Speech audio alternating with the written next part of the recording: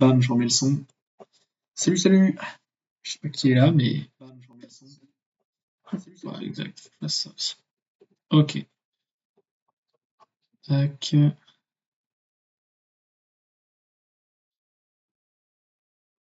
Ok, on est bon.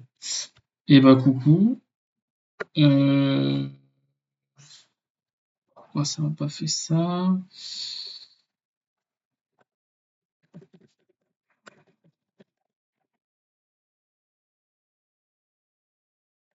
Et de Star League. Ok. Du coup, bon, le débrief équipe de France, il va pas être long. On va faire juste un petit truc vite fait. On va en parler un peu histoire d'eux, mais globalement sur la Finlande, il n'y avait pas grand-chose de nouveau par rapport à,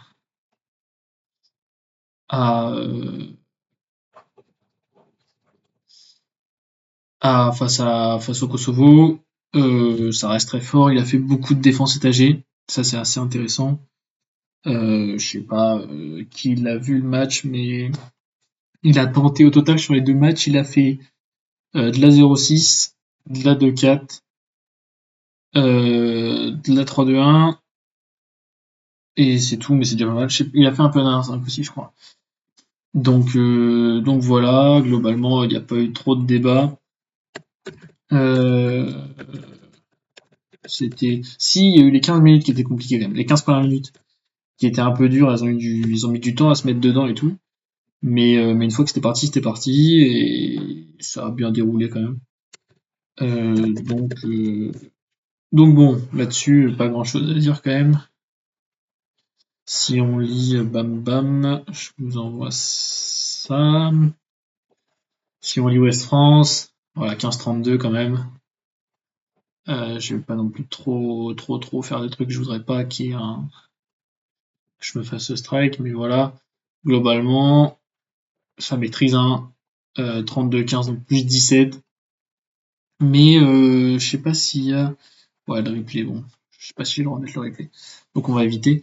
Mais il y a pas mal de trucs nouveaux quand même. Il y a pas mal de nouvelles joueuses, il y a pas mal de dispositifs tentés et tout. Donc c'est cool. Franchement, s'il y a du nouveau, ça fait du bien en vrai. De voir des choses nouvelles et tout. Donc ça, c'est cool. Mais après, là, c'était pas deux gros adversaires. À voir ce que ça donne contre la Croatie. Je sais pas c'est dans combien de temps le match contre la Croatie. Mais au prochain rassemblement, Croatie handball, on va y avoir écrit. Mais ouais, prochain match contre la Croatie dans le groupe, ça va être pas mal, je pense, ça va être un peu plus serré. Un peu, parce que je pense qu'elles vont gagner quand même, mais ça fera pas 43-12 ou 35-17, donc ça c'est cool. 37-15, donc ça c'est cool. Mais voilà, le débrief il est assez rapide, hein, c'était bien. Mais bon, là on est surtout là pour débattre de ça. La septième journée de la Star League, avec du coup le PSG qui est du coup maintenant en tête. PSG en tête. Montpellier 2, Nantes 3, Limoges 4, avec un point à chaque fois de diff. Tremblay, Cesson derrière à 9. Après, il y a 5 clubs, 5 clubs à 6 points. Dunkerque à 5, Chartres à 4, Céleste à 3 et Istres Dijon à 1. Globalement, bon, enfin dans l'ordre. C'est son hymne gros duel normalement. Gros match. C'est son qui s'impose au final. Si je vais là,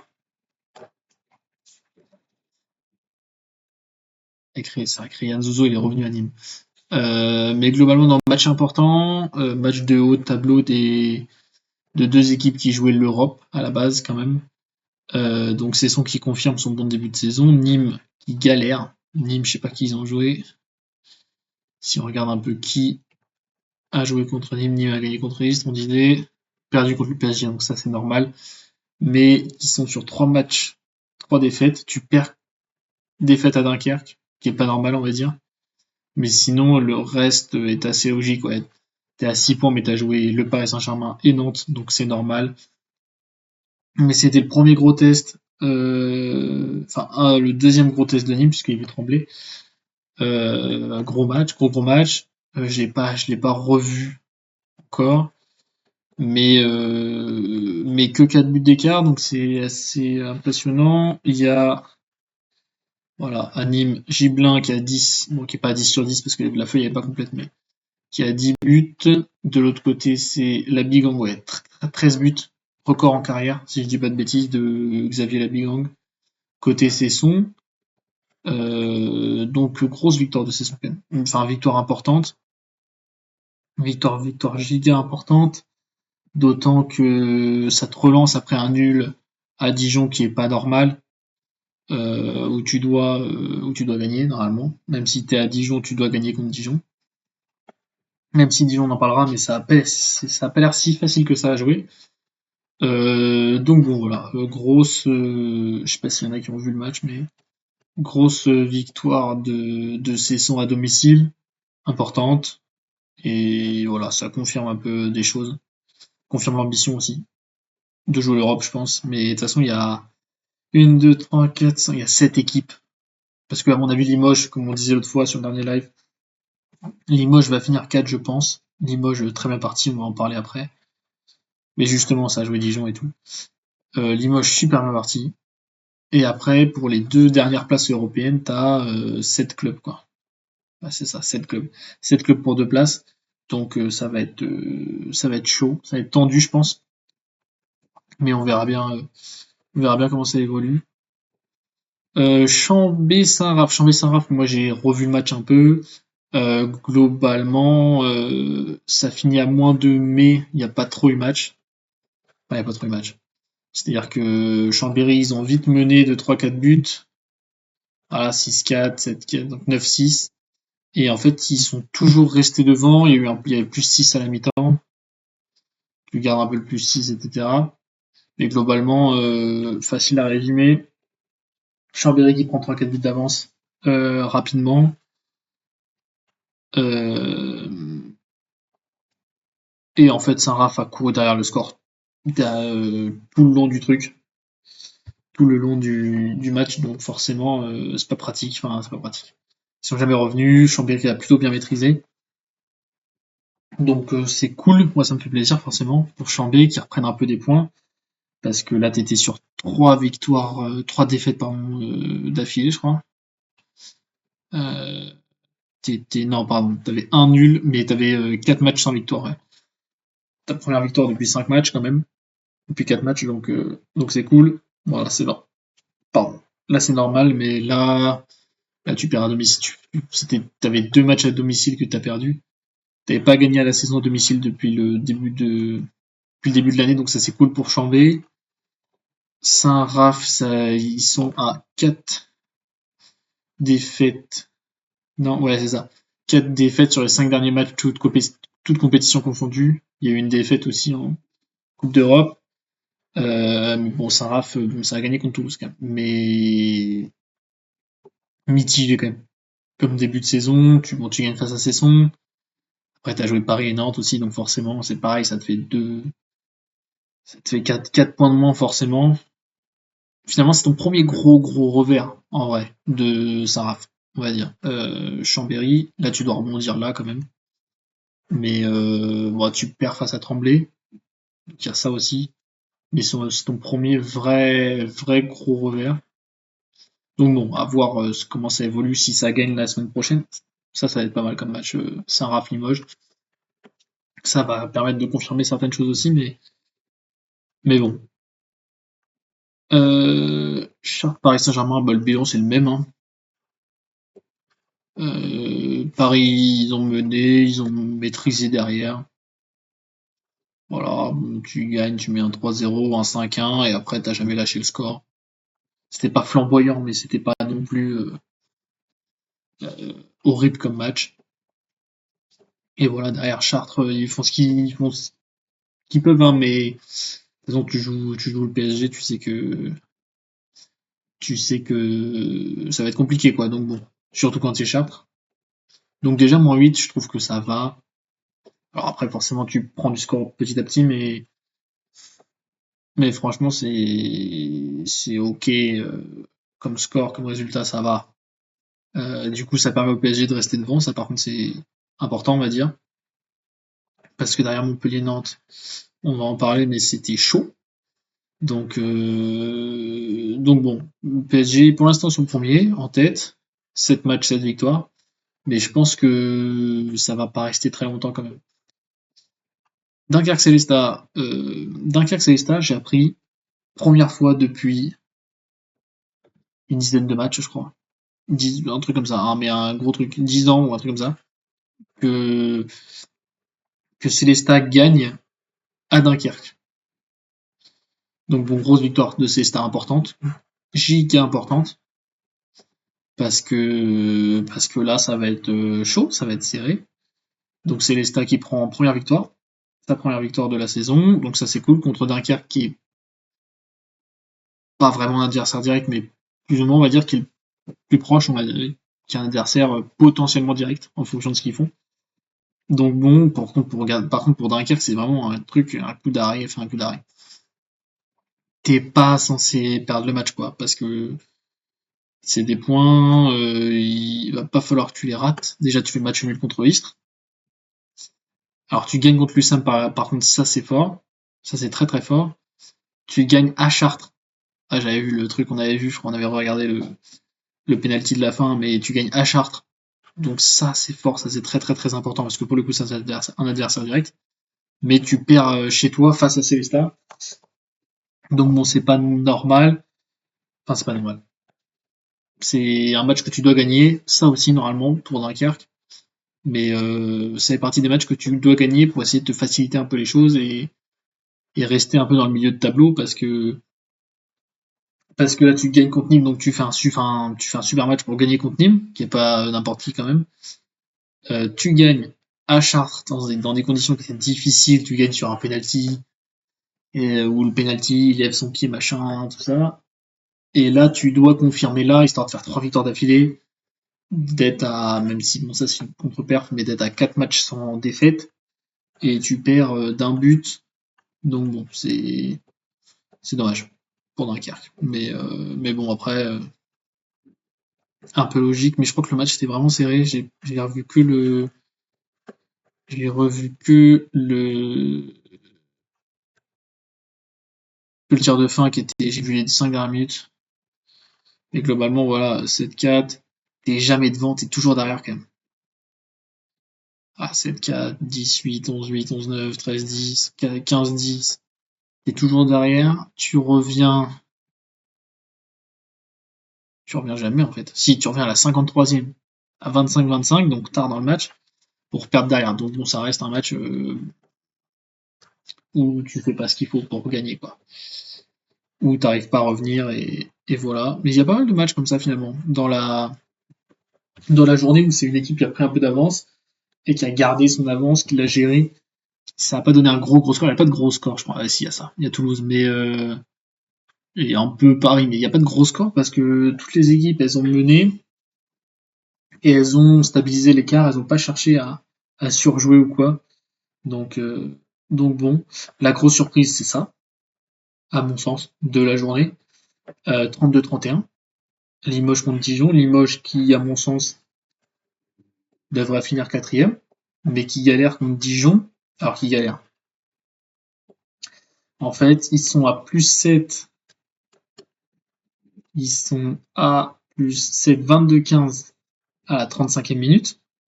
Normalement, plus 7 à la 35e.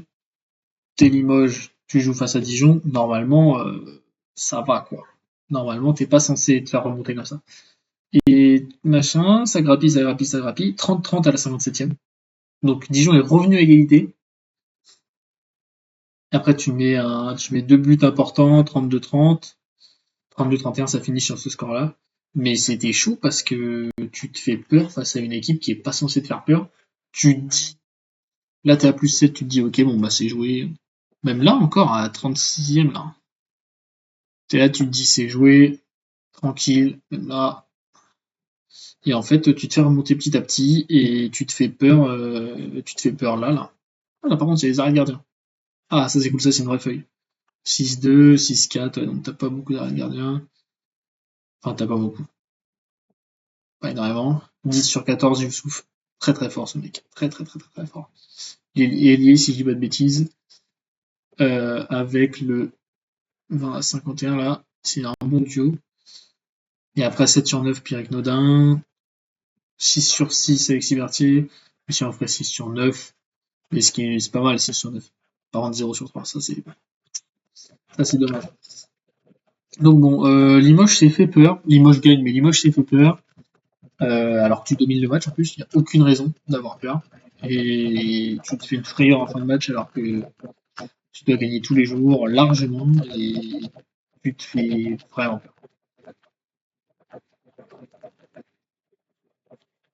Le match de la journée. Le match. Le match de la journée. Euh,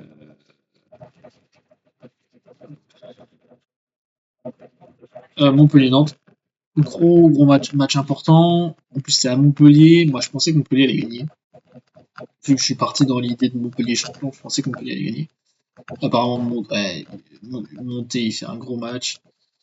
Noam Léopold, 9 buts. Emmerich Mintzi-Aubrier, 7-5. Vas-y, frère. Ils sont vraiment forts aussi. Mais voilà. Si j'ai bien suivi, très serré. Arthur Lane prend une discale. Ok, ça j'ai. Ah si, je crois que je l'ai vu. Après 3 sur 3, c'est dommage. Mais voilà, match très serré. Si, Montpellier il prend 4 buts. Il y a pas un moment, il y a 3-4 buts d'avance pour Montpellier. T'as 15-12. Oh, t'as double inf par contre. Ça c'est chaud. Et t'arrives quand même à des buts. Euh... Mais ouais, t'as 3 buts d'avance à un moment quand même, à la 15e, donc ça va. Mais ça reste serré. Tu sens qu'ils n'ont pas pris le large, ils n'ont pas contrôlé de ouf. 12-10, la 12-12, il y a 2-3 buts d'écart. 3 buts d'écart là. Encore. Et après, tu te prends à 3-0. Alors que tu avais 3 buts d'avance. Heureusement que Thibaut se prend 2 minutes, sinon tu coules un peu. Là, c'est serré, c'est serré. Nantes passe devant. J'allais dire pour la première fois du match, mais non. Ils étaient devant pour les 10 premières minutes. Carton rouge de. Tu prends à 2 minutes. Tu te prends pas de but pendant les 2 minutes. T'es à 0-0 pendant tes 2 minutes. Et Arthur Lane prend une discale. J'ai pas vu.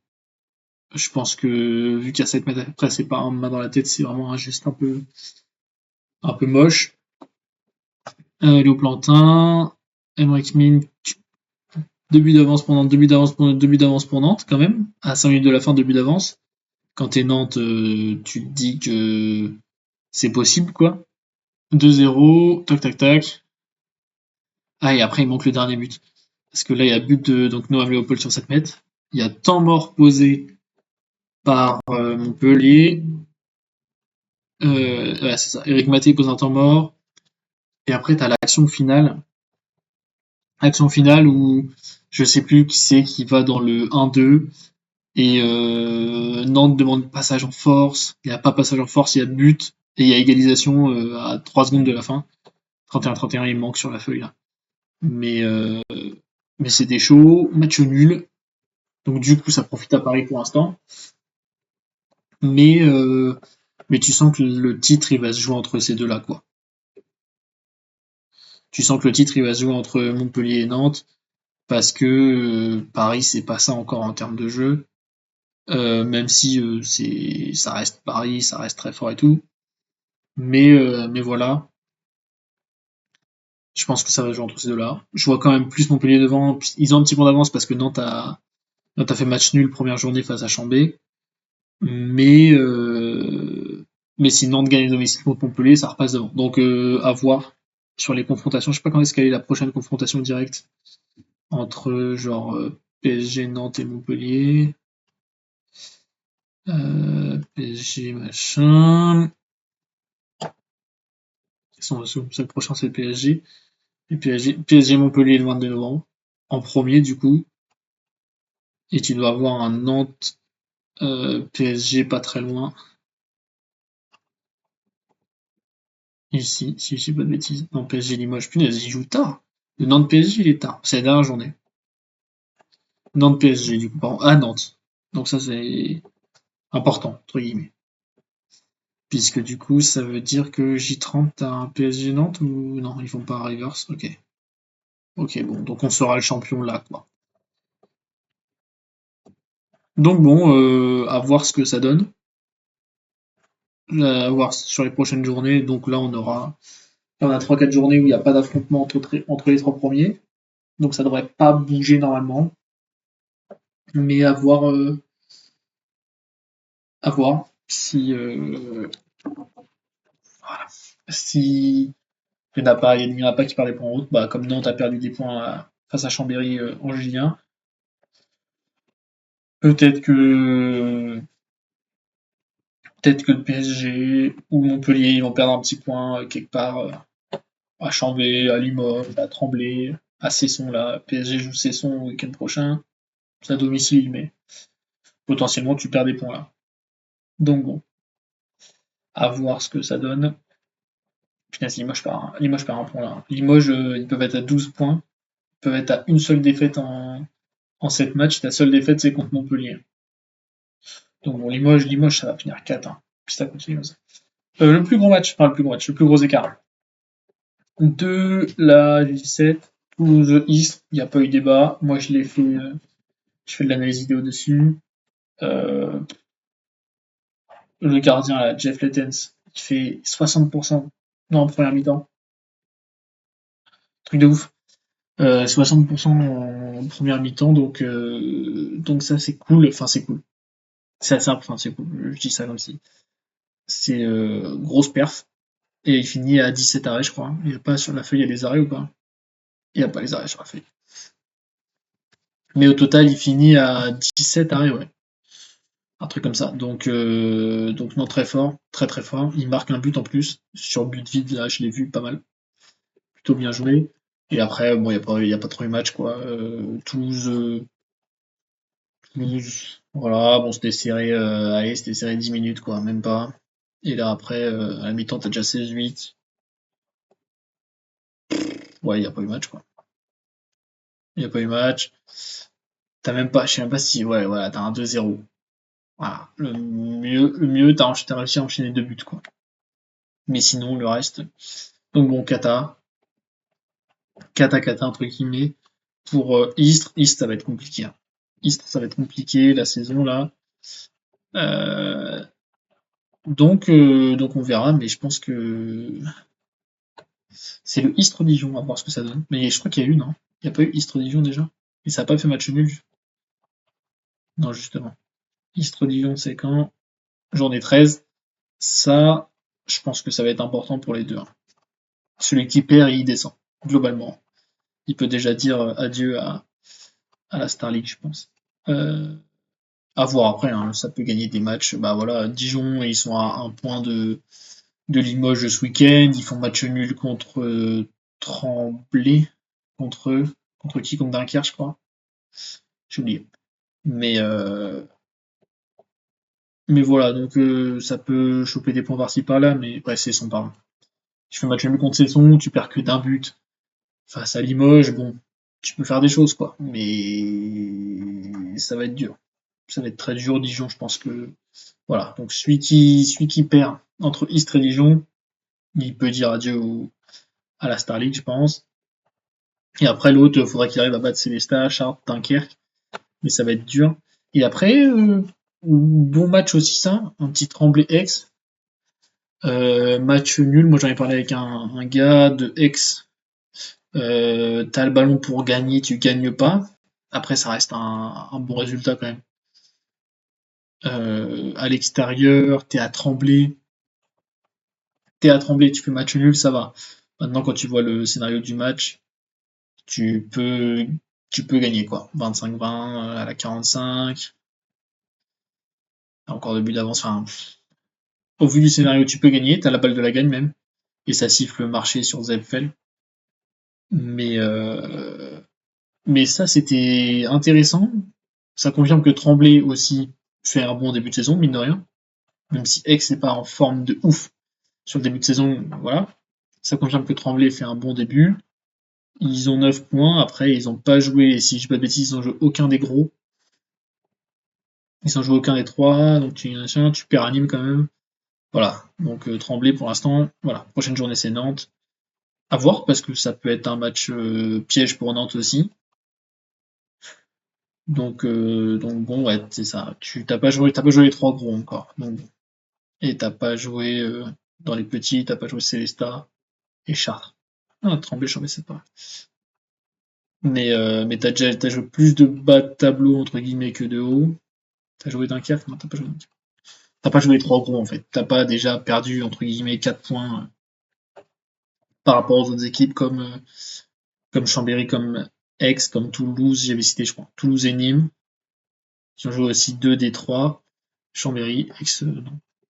Donc bon. Et après, Aix-en-Provence, donc t'as 9 points, mais t'as pas joué de gros, donc ça reste un bon début de saison quand même. Mais à voir sur les 3-4 prochaines journées si ça reste comme ça ou pas. On verra bien ce que ça donne, hein. Et après, PAUC, ça a joué le PSG quand même. Et du coup, t'es sur 3 matchs sans défaite, alors que en début de saison, t'es à 3 défaites sur 4 matchs. Donc ça, c'est cool pour Aix. Ça les relance un peu, 32, 32, 32, 32. Contre Chambé et contre Tremblay, donc c'est quand même des adversaires du niveau. Face à Montpellier, je pense que ça va perdre, mais à voir le match qu'ils vont produire. Si c'est un match intéressant dans le jeu, dans le contenu, ou si juste Montpellier va leur rouler dessus, mais je pense pas. Parce que si Aix produit du bon jeu, ça peut être une bonne équipe, donc à voir si ils arrivent un peu à débloquer tout ça. Prochaine journée, c'est quoi? Il y a quoi comme match? Bon, il y a ça. Ça, match de bas de tableau, ça peut être important. Si Dijon gagne face à Dunkerque, ça peut changer beaucoup de choses. Istres-Chambéry, normalement, je peux pas porter l'œil, mais normalement, c'est plutôt Chambéry qui a l'avantage. Nantes-Tremblay, Nantes devrait gagner, mais pareil, Tremblay à voir ce qu'ils produisent, s'il y a du jeu ou pas, si juste le début de saison, c'est parce que tu as joué des adversaires, on va dire, moyens, entre guillemets, ou si tu fais vraiment un bon début de saison. Donc à voir dans le contenu ce que ça va donner là, voire même le résultat peut-être. Nîmes-Chartres, normalement, Nîmes devrait gagner. Mais c'est pareil, Nîmes qui est pas en grande forme, donc Chartres peut peut-être faire quelque chose. PSG-Cesson, PSG devrait gagner, mais attention à Cesson. Ça va être un bon match. Saint-Raph-Limoges. Limoges qui va à Saint-Raph.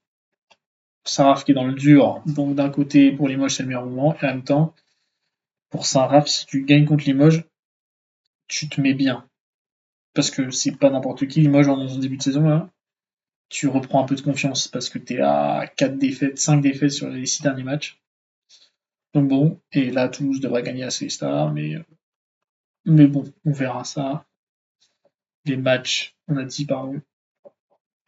Match tout le week-end, du 24 au 26. Je ferai peut-être un live lundi. Non, je suis en vacances. Donc je ferai pas de débrief sur cette journée-là, mais j'essaierai peut-être de faire un truc. Du contenu ou quoi. LBE. LBE, LBE, LBE. Il y a match aussi ce week-end. Match ce week-end en LBE. On va en parler un peu vite fait. Bezac Paris. Deux équipes qui sont pas là où elles devraient être. Donc ça va être un match important. Je pense que Bezac va gagner, mais ça peut être un match important. Chambray Plan de Cuc, ça va être un gros match. Plan de Cuc qui est troisième en ce début de saison, qui fait un gros début de saison, même si tu perds contre Nice. En gros, ta seule défaite, c'est contre Nice. Et contre Nice, c'est tout. Mais après, Nice a 14 points parce qu'ils ont joué Metz et Brest. Pour l'instant, Plan de Cuc a joué ni l'un ni l'autre. Donc voilà. JT à Brest, il n'y aura pas débat. Metz, sans il n'y aura pas débat. Nice, pardon, devrait largement s'imposer contre la Stella. Nice, c'est vraiment fort. Nice, ça fait 3, je pense, cette année. Nice, c'est vraiment fort. Alors qu'il te manque, alors que t'as des absents. Bénézé, elle est pas là. T'as l'autre pivot qui s'est blessé là. Donc bon, Nice, c'est très fort. Certainement, le Havre, faudra qu'ils arrivent à gagner un match. J'espère pour elle, à un moment, mais ça va être compliqué. Je pense que voilà, tu vas jouer à Saint-Amand, tu fais un début de saison plutôt correct, plutôt même bon. Donc bon, Et j'y crois pas trop, mais sur un malentendu, pourquoi pas? Ce serait cool en vrai pour le Havre. Et après, Toulon reçoit Strasbourg. Toulon qui a des soucis financiers là, il y a eu un gros truc qui est sorti, le président a démissionné, enfin voilà, pas des trucs de ouf quoi. Donc on va voir si ça reste comme ça ou pas, parce que potentiellement là, elles font un bon début de saison, mais elles vont être reléguées peut-être administrativement. J'espère pas, mais voilà. Donc on verra. On verra ce que ça donne. Face à Strasbourg qui fait un début de saison catastrophique. Catastrophique. Strasbourg là. Strasbourg. T'as ce victoire face à Sambre. Après tu perds contre Metz, donc c'est normal. Tu perds à Saint-Amand. Tu perds là. Bah, après t'as joué des gros adversaires quand même. Et après il n'y a pas de petits adversaires. Quand t'es Strasbourg, il n'y a pas de petits adversaires normalement. Donc bon, mes débuts sont compliqués. T'es huitième l'année dernière, tu finis 7. Là, t'es huitième, je crois l'année dernière, tu finis 7. Hop, hop. Championnat nationaux LBE. Si on regarde par rapport à l'année dernière, non, tu finis 8. Mais tu finis 8, bon voilà, t'es milieu de tableau quoi. Là, elles sont loin du milieu de tableau quoi. C'est vraiment catastrophique. Donc bon, on verra ce que ça donne. Je ferai peut-être comme je disais, un peu de contenu sur les résultats du week-end, je vais voir. Mais, euh, mais bon, mais bon, on verra ce que ça donne. Est-ce que... Alors attendez. Justement, à propos de ça, est-ce que on ne pourrait pas discuter de ce que je pourrais faire en termes de contenu, ce qui pourrait être intéressant pour les gens, les plateformes sur lesquelles il faut que je me mette et tout, voilà. Qu'est-ce qui peut être intéressant pour les gens à regarder, à consommer comme contenu, euh, en termes de plateforme et tout. Voilà. S'il y en a qui ont des idées sur ce que je peux faire et tout, parce que là je vais mettre ma rediff sur YouTube, je pense, si j'y arrive. Déjà, je vais mettre ma rediff déjà de base tout court sur Twitch et je vais essayer de la mettre sur les réseaux.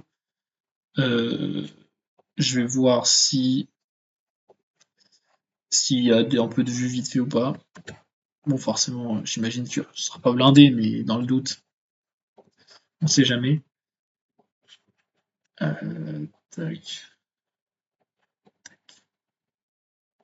Bah, donc bon, je sais pas ce qu'il faut que je fasse comme contenu, qu'est-ce qui peut être intéressant. Insta, là, je suis en train de créer un compte, mais qu'est-ce que je fais, qu'est-ce que j'en fais, quoi. Qu'est-ce que je poste, qu'est-ce qui est intéressant, qu'est-ce qui peut intéresser les gens. Ça va être sur du hand, mais qu'est-ce que je dis, est-ce que je fais des débriefs du week-end. Est-ce que aussi sur mes lives, je fais des lives commentés sans les images, en mode, j'ai l'image moi sur mon ordi, vous voyez pas, et moi je commente par-dessus, comme ça se fait un peu dans d'autres trucs. Voilà. Je sais pas si ça peut être intéressant ou pas pour les gens, parce que le hand, comme c'est pas très, malheureusement pas trop diffusé, sur Twitch notamment, voilà. Donc à voir, je vais voir un peu ce qui peut être intéressant pour les gens, mais s'il y en a qui ont des idées, faut pas hésiter à me dire sur ce que je peux faire et tout. Euh, voilà. Là, si vous avez, là, là, on a 3 minutes, s'il y en a qui ont des choses à dire sur ce que je peux faire. Sinon, je vous lance, je fais un raid, parce que il faut que je fasse des raids, je crois. Donc, je fais un raid sur, sur un live. Nous ne sommes pas en mesure. Ouais, je pense qu'il n'y a pas assez de monde. Dommage. Dommage, dommage. Je pense que je peux pouvoir lancer de raid. Si je refais. Si je retente ça. Ok, si c'est bon. Et bah écoutez, pour ceux qui sont encore là, je vous lance sur le raid, je vous lance chez Wingo. Chez Wingo Beer, du coup. Enfin, anciennement Wingo Beer. Voilà, si je mettrai la rediff, je vais essayer de mettre les rediffs. S'il y en a qui ont des idées de contenu de ce que je peux faire, ceux qui me connaissent, vous m'envoyez un message, sinon vous laissez un commentaire ou un truc. Et moi, je vous dis à la prochaine. Je sais pas quand encore. Je vais voir, peut-être pas la semaine prochaine, mais au retour des vacances. Et voilà. Des bisous et à très vite.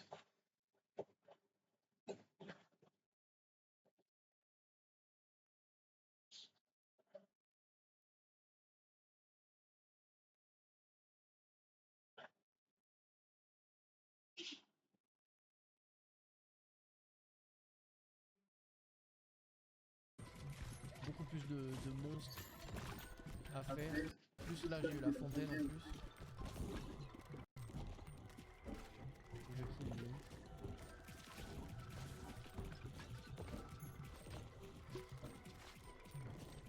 Tellement de flèches de partout, c'est l'enfer.